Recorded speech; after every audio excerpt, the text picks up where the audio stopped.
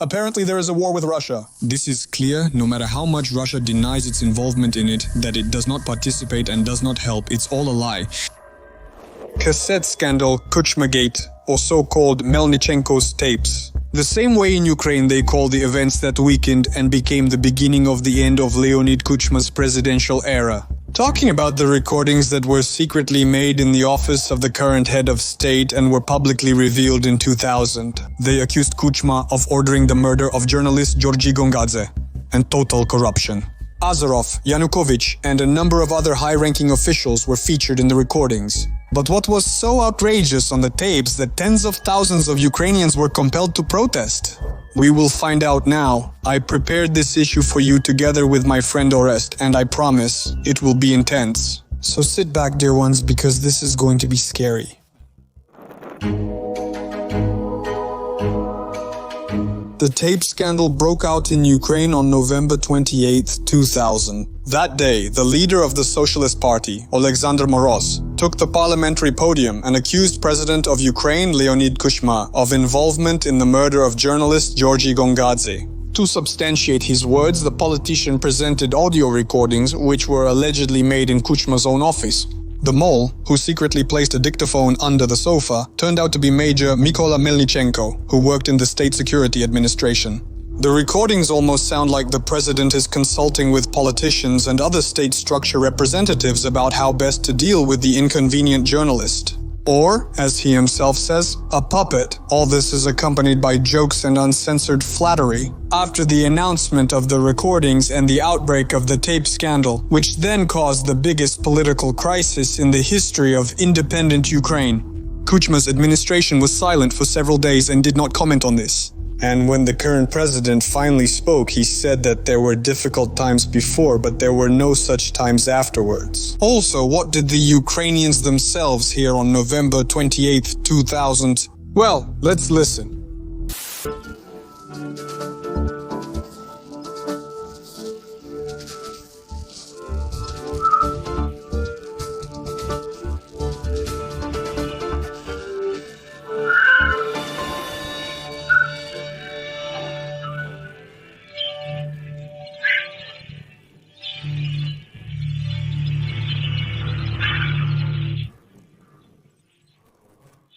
Leonid Kuchma is heard on the recording speaking about a Georgian man who is journalist Georgy Gongadze. He has long been a thorn in the side for the president and his people.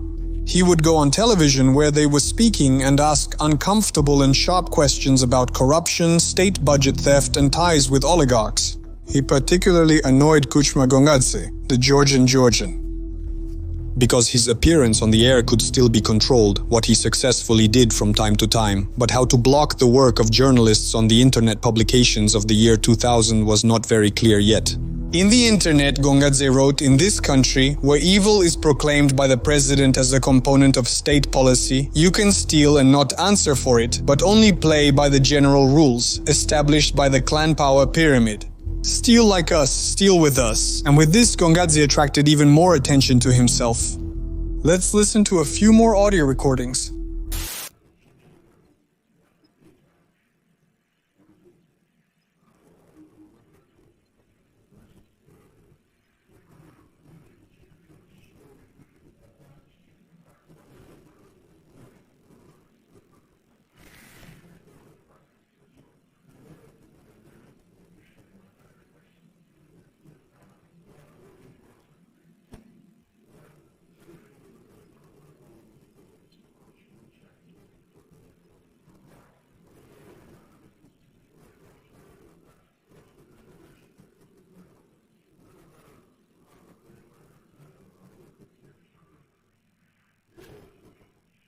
Kravchenko, with whom you just heard the dialogue, is the current head of the Ministry of Internal Affairs of Ukraine. He always tried to ingratiate himself with Kuchma, and, one might say, was his favorite among all the sycophants in the race. Kravchenko was a close friend, and they even discussed the possibility of Kuchma's daughter marrying him. And his candidacy was even considered as Kuchma's successor to the presidency. He was obviously tired by the end of the video because his part was very intense and unexpected. They really worked in Hong Kong? Kravchenko was admired as a journalist and supported by his colleagues, friends, and family for various reasons. The journalist wrote an open letter to the prosecutor general asking to stop the terror against him and punish the guilty, but this only angered the authorities more. Discussions about his dismissal were held in the president's office until the fall of 2000. Among the evildoers were Vladimir Litvin, who was then overseeing the president's administration and unofficially coordinating efforts to neutralize the opposition, as well as the head of the security service of Ukraine, Leonid Derkak. On September 16, 2000, after 10:00 post-meridium, Georgy Gongadze went home. He knew that his wife and 3 children were waiting for him at the entrance because they didn't have keys to get inside. To get there faster, the man decided to take a taxi. He didn't have to wait long. Almost immediately, a Hyundai Sonata pulled up in front of him. But as the journalist opened the door, 3 men rushed to the car. These were Lieutenant General Oleksiy Pukach, along with his colleagues from the external surveillance, police officers Valery Protasov and Valery Kostenko. Their colleague Alexander Popovich was sitting behind the wheel. They tied his hands and took him to the forest near the White Church, 62 miles away from Kiev. In the forest, they dragged the journalist from the car. Pukach commanded to dig a grave for him as he began strangling Gongadze himself. First with his hands, then with a belt. And on the night of September 17th, they killed the journalist. They threw the body into the pit, doused it with gasoline, and set it on fire. In October 2000, Pukach, so that none of his accomplices could point to the place where the body was buried, reburied it in the forest of the Tereshchansky district of the Kiev region. The lieutenant general took a spade and cut off the head, which he buried not far away. They searched for half a month until 2 men stumbled upon human remains in the forest of Kiev. Forensic experts determined that it was 99.6% Gongadze. Also, on November 28th of the same year, when Alexander Moroz put a cassette in the tape recorder and pressed play, the Ukrainian people were already shocked by the journalist's fate. And his direct involvement in the tragic events made this scandal even more shocking. People started to protest. The tape scandal provoked numerous rallies under the slogans "Ukraine without Kuchma" and "Get Kuchma out." In addition to demanding punishment for those responsible for Gongadze's murder, the protesters also demanded the president's resignation and changes to the social, economic, and political relations in Ukraine.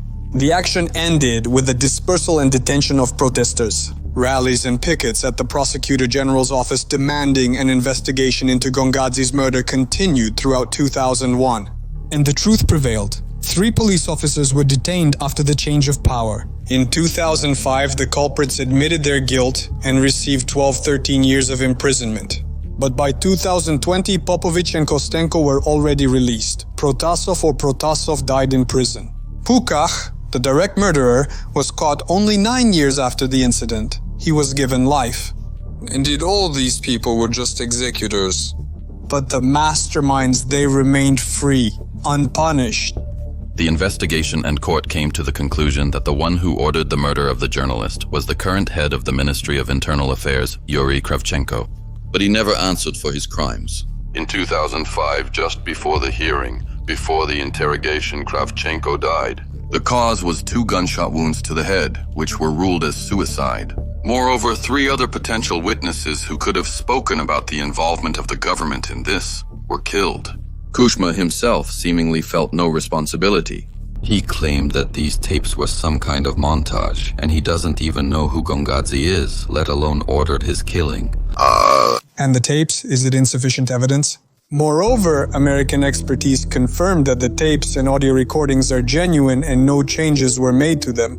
Well, the problem is that the tapes were simply not recognized as official evidence because according to the decision of the Constitutional Court, it is impossible to consider as evidence something that was recorded illegally and secretly. And of course, it's logical to ask why Mayor Melnichenko was making these audio recordings in the first place. He himself claimed that when he heard the terrifying things the government was discussing and doing with the president, he simply couldn't do otherwise. He spent a long time gathering this information and then passed it on to the opposition politician. In the end, it was a bit strange that he hadn't done this before. Whatever the reasons and motives were, it's important to question the resonance of this case until... In fact, given that the waves are mostly associated with the case of Hong Kong, they really shed light on other key issues for Ukraine. From the records, citizens learned how deeply corruption had penetrated the state management system, and how blatantly politicians and civil servants deceived the people.